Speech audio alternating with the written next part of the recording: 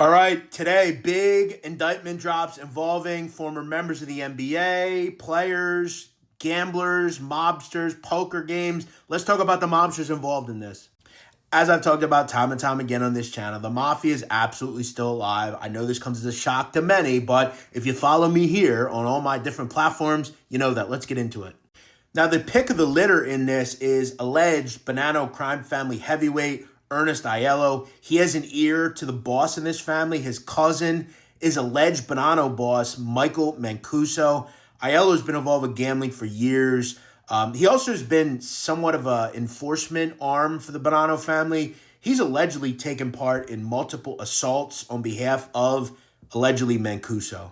Another familiar name in this case is Lee Fama. Lee Fama is the brother of Gambino crime family captain Danny Fama. The Famas are from Brooklyn, and Fama is an alleged made guy in that group. He's a big poker player, from what I understand, knows a lot of people. I think kind of helps probably get players for this, that sort of thing.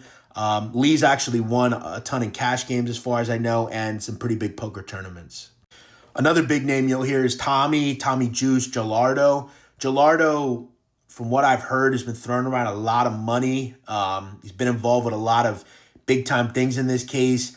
He was arrested about 10 years ago for involvement with a porn star. There was a lot of kind of concerning things going on in that. He's got a long arrest record. And actually, at one point, I heard he was dating one of the Mob Wives castmates. Another person in this is Angelo Ruggiero Jr. He's an alleged member of the Gambino crime family. He's actually the son of Angelo Quack Quack Ruggiero, one of John Gotti's boyhood friends and closest cohorts during the 70s and the 80s. Also arrested was alleged Gambino captain Joe Lonnie. Lonnie's been in the news a lot recently. Last week, he pled guilty in a separate case. Now he's involved in this case. It just keeps getting worse for Joe Lonnie. Another pretty interesting name in this indictment is Nicholas Minucci, a.k.a. Fat Nick.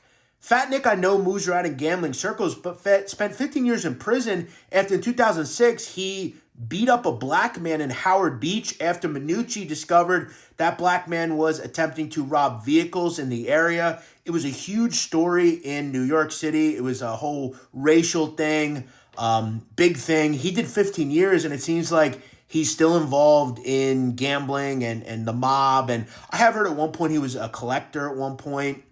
This is a big story, and it involves mobsters. It involves high-level poker games and NBA players. Big thing. We're have to remain to be seen what happens next with it. But the charges have dropped. When I learn more, I'll let you know. You know, they'd get in there over their heads. They'd come and see me and say, hey, I guess you didn't know, but, you know, this is my operation. You're gambling with me. So here's the deal. You owe me $250,000. How are you going to pay? How are you going to pay me back? You got a rich uncle? Go rob a bank? I don't care what you do. Bring me my money. You know, you see they're scared. Say, all right, I got another way to work this out. Here's how we're going to do it. Okay? You're a quarterback. Okay? You're favored to win by 10 points. The first 3 times you get the ball, you put it in the hands of the other receiver. Put it in the defensive men's hands. You're a running back. You get the ball, you put it on the ground. First 3 times. You let me worry about the rest. You're going to do this until I tell you you're not doing it anymore. That's how I'll get my money back. What are they going to do? They're stuck. And they always did that. They had to shave points in order not to pay back their gambling debt. They had no choice. Pay your debt. You're not going to get away with it. You owe a gambling debt you have to pay. And if you don't pay, there's serious consequences. So, happy Friday, everybody. Van Silk, common sense. So I made a video this morning about this whole NBA scandal. But let me go back. Let me bring you what's really going on. First of all, let's just say this is a clown show right now. This is something to sidestep everything that's going on right now with the government and the Epstein files and everything. Okay?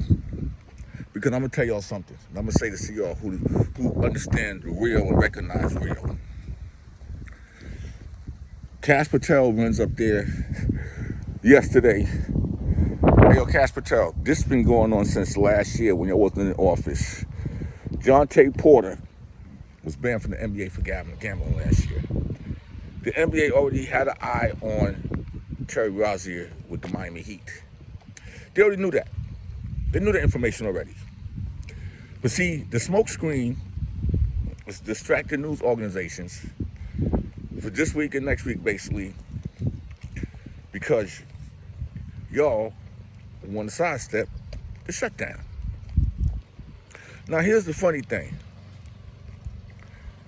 All you news organizations that cover regular news, stay away from the sports. Because if you think Chauncey Billups was the scapegoat, was he arrested for gambling on NBA games? Or was he arrested for the poker? Damon Jones, passing off information about LeBron not playing, okay? Terry Rozier, I know the games and seen the games. But this is bigger than the NBA. Go to the college. A lot of college games, players, WNBA players, point spread. They tell a player don't score, this in the huddle, the referees are on it. But here's the funny part.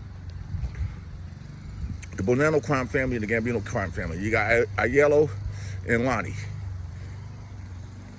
How come they're not in the forefront of this? Street capos for the Bonanno family, Momino and Ernie, Aiello, why aren't they in the forefront like y'all have Chauncey Billups and everybody else? Because you know why? Because you know better. Stephen A. Smith talking about, oh, Donald Trump is going to come after. No, he's not. That's the last thing he wants to do. Because remember, he owned the casinos in Atlantic City. And you ain't playing that game like that because you don't want a whole bunch of can of worms to really get open. You want to open some worms? Play. Play. Go ahead and play. Play that game. This is just a smokescreen because they don't have no big names yet. I doubt if any big names is going to ever come out of this here. Those who might have snitched and didn't get indicted, so-and-so, they probably was low-level players. If the biggest name you got right now is Chauncey Billups, okay, Chauncey, you know, it is what it is. Damon Jones, all right. Terry Rozier, okay. But you ain't got no superstars, no big names. You got two mob figures. What y'all gonna do, this is gonna be pushed off for 2 or 3 years. But y'all just need the smoke screen right now while Letitia Dane was down in Virginia. The New York Attorney General was going to court. You want to take the destruction and the demolition of the East Wing and everything going on with the government, and you don't want to come with this on a Thursday about the NBA players and the scandal. And y'all came with Chauncey Billups. Y'all came with. Ain't like y'all came with, no disrespect to Chauncey, but ain't like y'all came with real superstar big name. Now y'all did get Gilbert Arenas on his shit, but see what y'all expect when you got FanDuel and DraftKings and Hard Rock Betting Online and all these companies that are involved with online betting. The players today are smarter. It was great that the college didn't let these players have NIL deals, but a lot of these players are not going to get an NIL deal.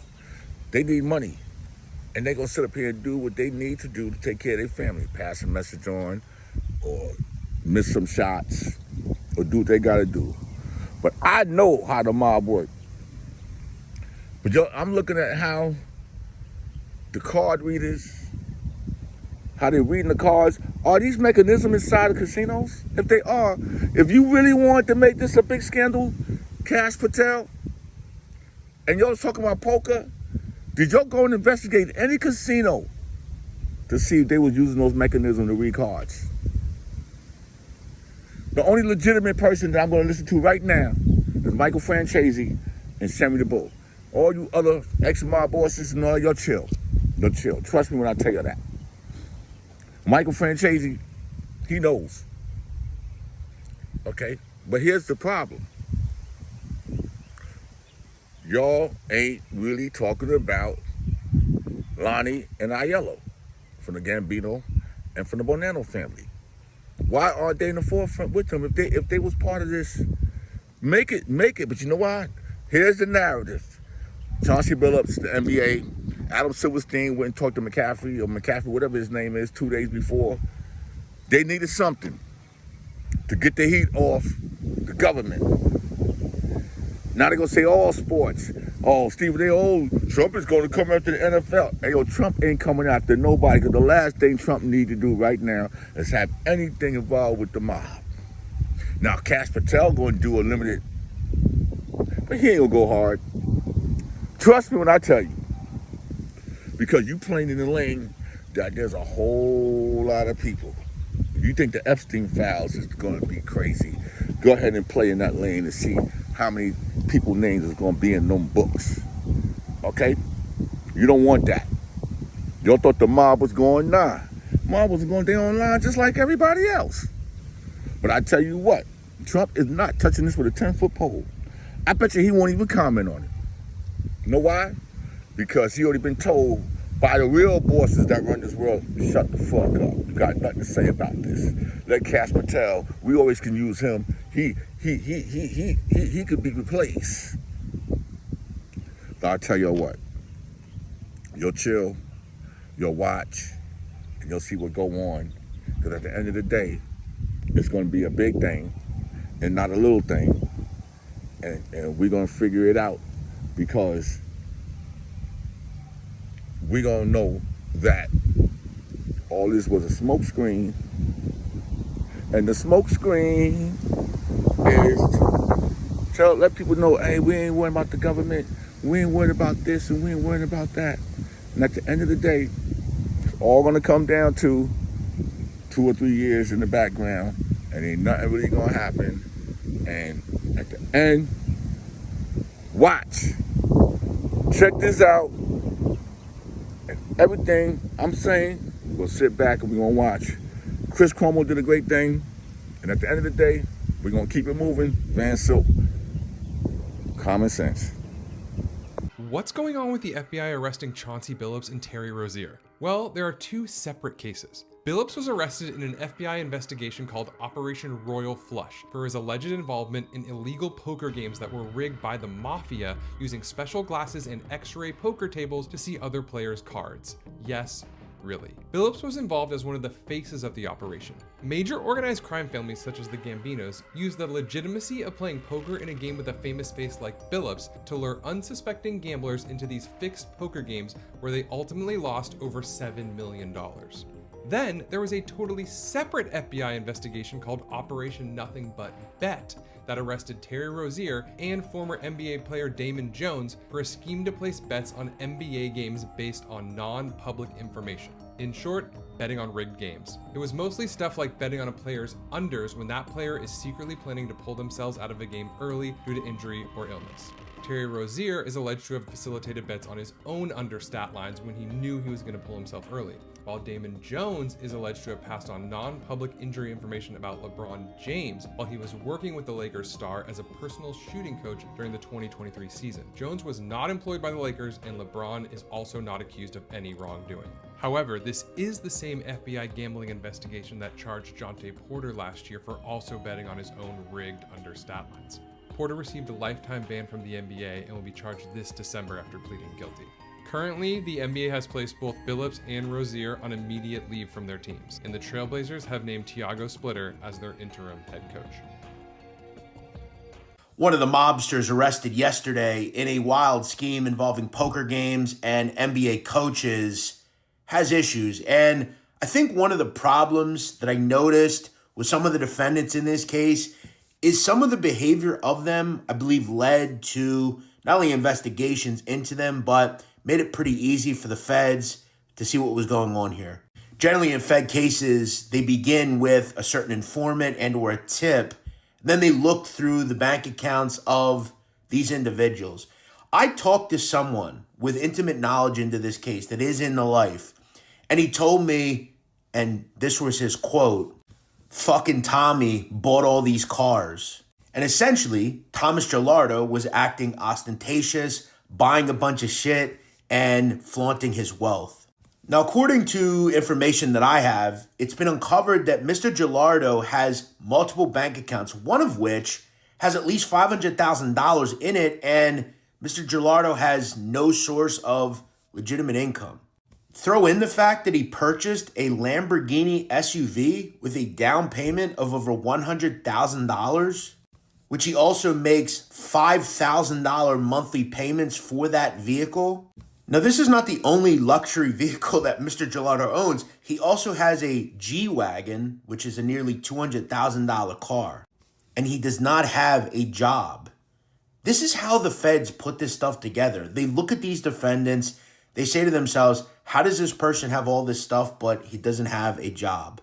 Now, this is not the first time Mr. Gilardo has been involved with the police and or the feds. At one point, about 10 years ago, he was dating a woman called Trista Geyer, who was in Playboy and Hustler, and Mr. Gilardo couldn't take the hint and was jailed for repeatedly violating a restraining order that Ms. Geyer took out against him in one day, calling her over 60 times. Now, he was arrested in 2013 for allegedly assaulting Ms. Geyer. At one point, Thomas Gilardo, who doesn't seem to have trouble with women, that's one good thing for him, he was actually dating a woman called Marissa Jade, who at one point was a castmate on Mob Wives. Marissa Jade has shared various photos with Thomas Gilardo. Tommy Gilardo definitely did some things that were on the auspice of the feds. I will also point out, according to sources that I have, around a year ago, due to some of his wild behavior, it's been discussed that Thomas Gilardo has been chased from New York, which essentially means that no mob family will deal with him, including the Bonanno crime family, who at one point were dealing with him. Last I heard,